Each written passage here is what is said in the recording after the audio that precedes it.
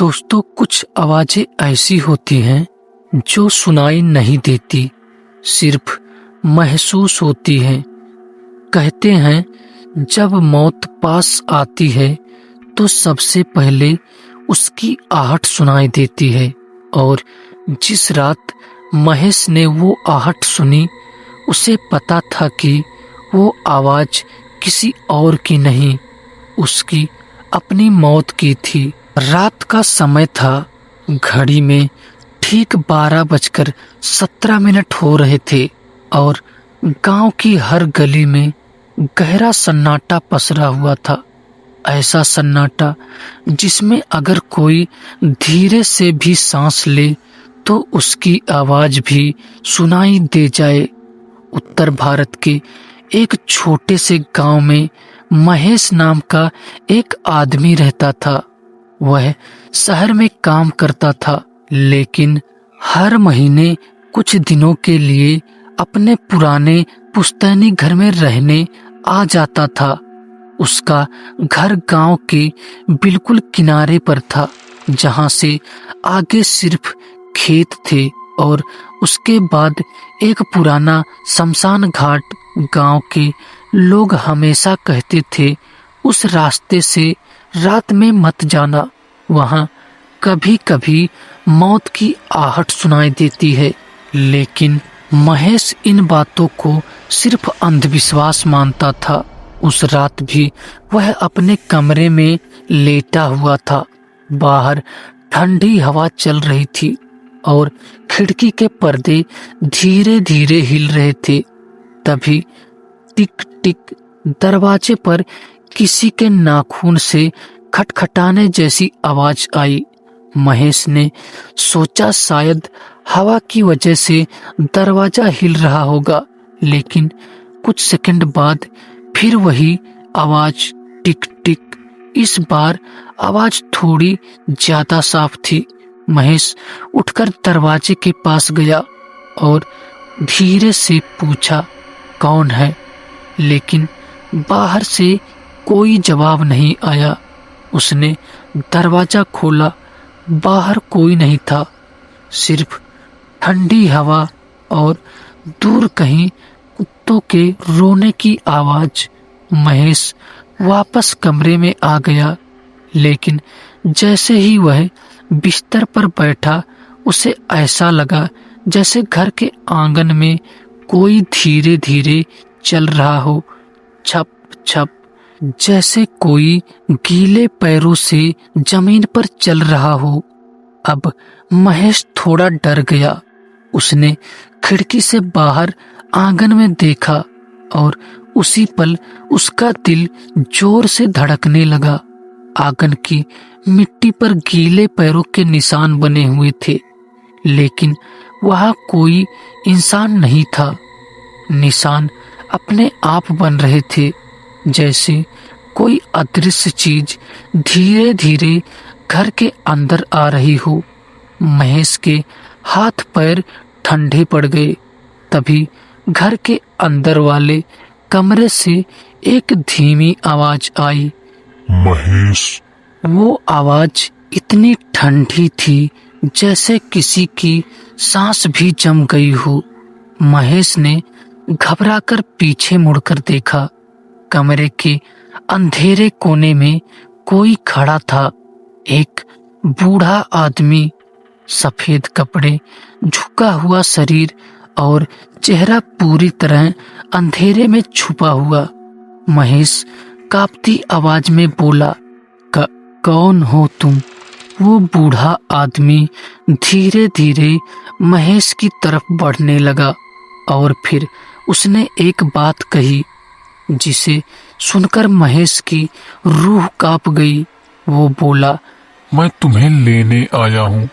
इतना कहकर उसने अपना चेहरा ऊपर उठाया और जैसे ही चांदनी उसकी शक्ल पर पड़ी, महेश की चीख निकल गई, क्योंकि उस बूढ़े आदमी का चेहरा ठीक महेश ही जैसा था और उसके होठों से धीरे धीरे सिर्फ एक ही शब्द निकल रहा था, समय हो गया।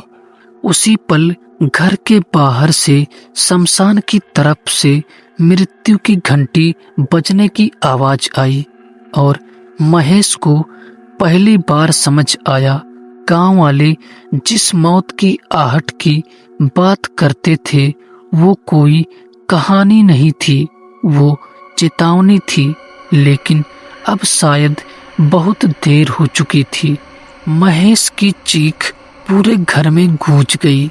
उसका दिल इतनी तेज से धड़क रहा था कि जैसे अभी सीने से बाहर निकल जाएगा। उसने फिर से उस बूढ़े आदमी को देखा। सफेद कपड़े, झुका हुआ शरीर और चेहरा बिल्कुल महेश जैसा। महेश डरते हुए पीछे हटने लगा। तुम कौन हो? उसने कांपती आवाज में पूछा। वो बूढ़ा आदमी धीरे धीरे मुस्कुराया। उसकी आंखों में अजीब सी खालीपन था, जैसे वहां कोई आत्मा ही ना हो। फिर वह बोला, मैं तुम ही हूँ। महेश के पैरों तले जमीन खिसक गई। झूठ, ये झूठ है, महेश चिल्लाया। लेकिन बूढ़ा आदमी शांत खड़ा रहा। फिर उसने धीरे से कहा, हर इंसान को अपनी मौत से मिलने से पहले उसकी आहट सुनाई देती है। आज वो आहट तुम्हारे लिए है। इतना कहकर उसने अपना कांपता हुआ हाथ महेश की तरफ बढ़ाया। जैसे ही उसका हाथ चांदनी में आया, महेश की आंखें फटी रह गई। उस हाथ की उंगलियां आधी सड़ी हुई थी, जैसे कई साल पुरानी लाश हो। महेश घबराकर दरवाजे की तरफ भागा। वह घर से बाहर निकल गया और बिना पीछे देखे खेतों की तरफ दौड़ने लगा। पीछे से वही आवाज फिर आई, भागने से मौत नहीं रुकती। महेश लगातार भागता रहा। ठंडी हवा, अंधेरा और दूर दूर तक सिर्फ खेत।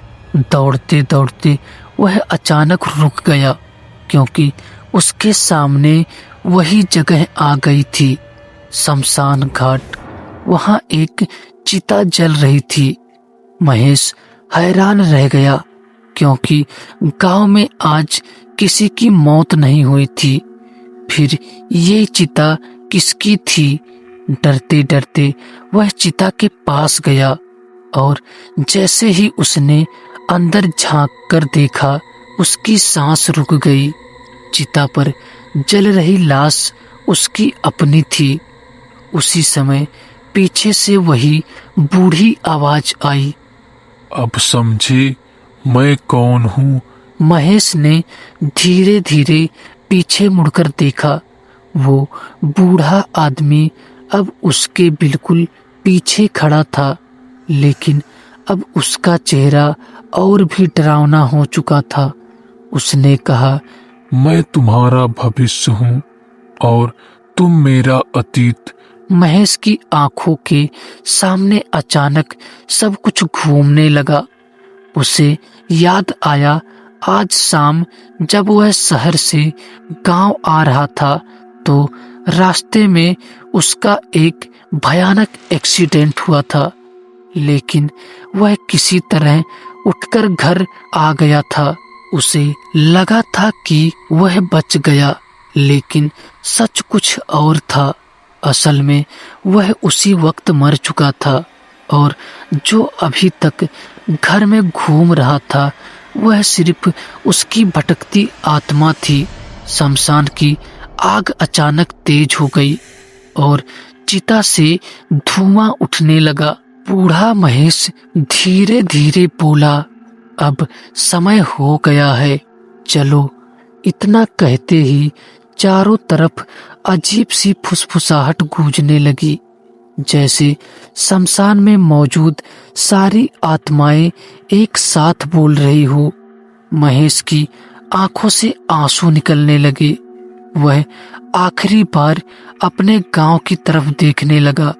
फिर धीरे धीरे उसका शरीर धुएं में घुलने लगा। और कुछ ही सेकंड में वह पूरी तरह गायब हो गया। उस रात के बाद गांव के लोग कहते हैं कि कभी-कभी आधी रात को महेश के दरवाजे पर टिक टिक की आवाज आती है और अगर कोई दरवाजा खोल दे तो उसे आंगन में गीले पैरों के निशान दिखाई देते हैं, जैसे कोई अदृश्य चीज घर के अंदर आ रही हो। क्योंकि कुछ मौतें खत्म नहीं होती, वो बस अपनी अगली आहट का इंतजार करती है। तो दोस्तों, ये रहा आज का कहानी। दोस्तों, ये कहानी आपको कैसी लगी कमेंट करके जरूर बताइएगा। और अगर ये कहानी आपको अच्छी लगी तो हमारे वीडियो को लाइक और हमारे चैनल को सब्सक्राइब जरूर कर लीजिएगा।